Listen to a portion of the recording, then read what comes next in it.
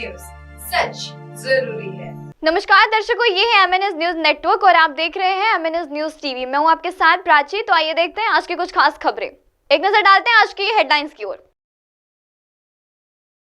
दिव्यांगजनों के लिए नहीं कर सकेंगे इन शब्दों का प्रयोग, राजनीतिक दलों को ईसीआई ने भेजी गाइडलाइंस। एयरपोर्ट पर खो गया महिला का पर्स, मुंबई पुलिस ने इस तरह से ढूंढ निकाला। ताजमहल में टूरिस्ट छोड़ गया बैग, सीआईएफ ने खोला तो उड़ गए होश, जाने क्या मिला इसमें। आइए देखते हैं खबरें विस्तार से। दिव्यांगजनों के लिए नहीं कर सकेंगे इन शब्दों का प्रयोग, राजनीतिक दलों से ईसीआई ने भेजी गाइडलाइंस। 5 साल की सजा का प्रावधान भी है। भारत निर्वाचन आयोग ने राजनीतिक दलों और उनके नेताओं से सार्वजनिक भाषणों के दिव्यांगजनों के लिए इस्तेमाल होने वाले शब्दों को लेकर गाइडलाइन जारी की है।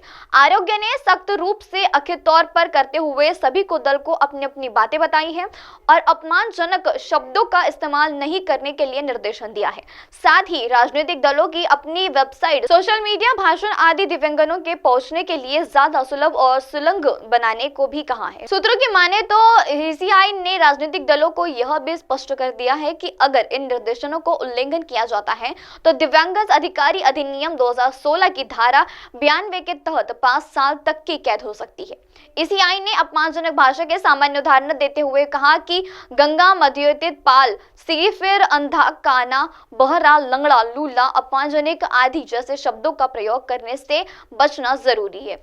इसी तरह के शब्द का इस्तेमाल दिव्यांगजनों के अपमानजनक स्वरूप में बताया जाता है। ईसीआई ने अपमानजनक भाषा के सामान्य उदाहरण देते हुए कहा कि गंगा, मधुपिल, पापल, सिरफिरा, अंधा, कान्हा, बहरा, लंगड़ा, लूला, अपमानजनक आदि जैसे शब्दों का प्रयोग ना करें। इसी तरह के शब्द इस्तेमाल करने से दिव्यांगजनों का अपमान भी हो रहा है। सार्वजनिक भाषण, कैंपिंग और दूसरी गतिविधियों का भी उल्लंघन किया है। राजनीतिक दलों को यह भी दिशा निर्देशन दिया गया है कि जो सार्वजनिक भाषण, कैंपिंग और अन्य दूसरी गतिविधियों को दिव्यांगजनों के लिए सुलभ बनाया गया है, इसी तरह उनकी वेबसाइट और सोशल मीडिया तक पहुंचना भी सुलभ होना चाहिए। चुनाव आयोग ने कहा है कि पार्टियों को अपने कार्यकर्ता को दिव्यांगत एक ट्रेनिंग मॉडल प्रदान करना चाहिए। साथ ही दिव्यांगजनों की पार्टी कार्यकर्ता और सदस्यों के रूप में अधिक भागीदारी सुनिश्चित की जानकारी देनी चाहिए। अधिकारी अधिनियम 2016 के अनुसार दिव्यांगत को संदर्भितकरण के लिए उपशब्द का भी उपयोग न करें। अपहरण, लोकरण, दिव्यांगत, बौद्धिकता और दिव्यांगत ऐसा भी शामिल न करें। चुनाव आयोग ने दिव्यांगजनों का सम्मान बढ़ाने का भी कदम उठाया। ईसीआई की ओर से इस तरह के कदम को दिव्यांगन अपमानजनित व्यक्तियों का भी समावेश किया है। लिहाजा है कि उठाए गए इस राजनीतिक कदम को भी उन्होंने निर्देशन के रूप में दिखाया है। वे दिव्यांगन या दिव्यांगजनों के व्यक्ति से संबंधित शब्द का उपयोग मानवीय अक्षमता के संदर्भ में बताया गया है। अपमानजनक या रूढ़िवादित्व को कायम रखने वाला यह शब्द अपमानजनक है और इस पर होने वाला कोई भी प्रचार अयुक्त और पारंपरिक है। आइए बढ़ते अगली खबर की ओर। एयरपोर्ट पर खो गया महिला का पर्स, मुंबई पुलिस ने कुछ इस तरह से ढूंढ निकाला। आपने एयरपोर्ट पर अक्सर सामान घूमने वाली घटनाओं को सुना होगा। लोगों को अपना सामान ढूंढने के लिए कई बार लंबे जायदाद करनी पड़ती है, लेकिन मुंबई पुलिस की वजह से विदेश से आई एक महिला को एयरपोर्ट पर गुम हुआ पर्स मिल गया। जानकारी के अनुसार मुंबई पुलिस ने हाल ही में अदियस आबा में मुंबई आई महिला को गुम हुआ पर्स सफलतापूर्वक ढूंढ निकाला। पिछले बुधवार को छत्रपति शिवाजी महाराज इंटरनेशनल एयरपोर्ट पर ये पर्स गायब हो गया था। इसमें $2000 और 135 दिर्हम थे। एयरपोर्ट के कर्मचारी को मिला था यह पर्स। अपना पर्स खो जाने का पता चलने पर महिला ने तुरंत इसकी सुहारना पुलिस स्टेशन में कराई। इसके बाद मुंबई पुलिस की खोज शुरू हो गई।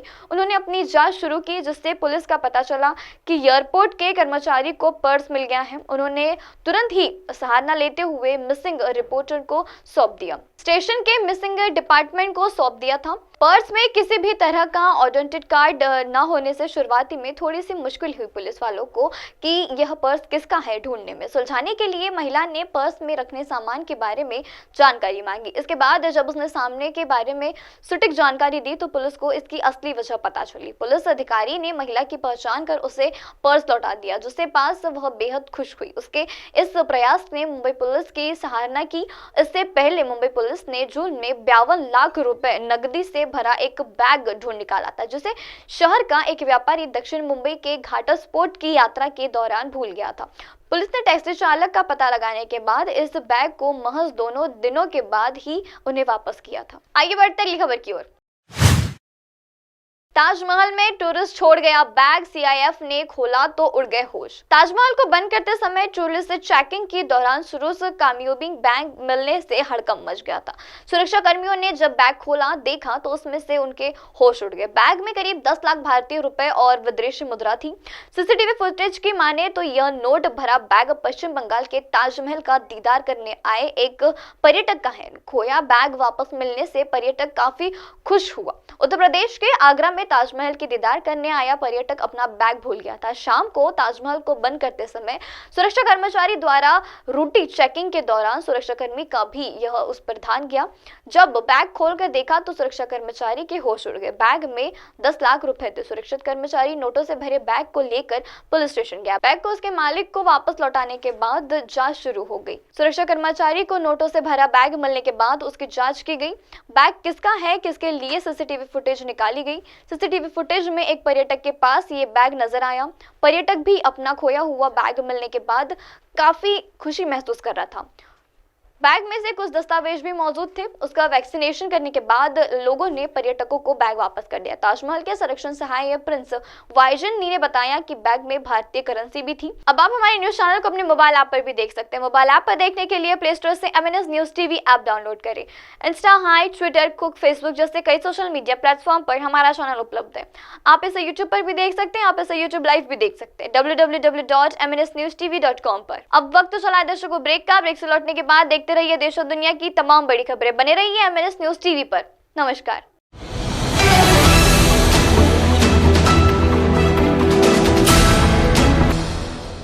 ये है MNS न्यूज नेटवर्क और आप देख रहे हैं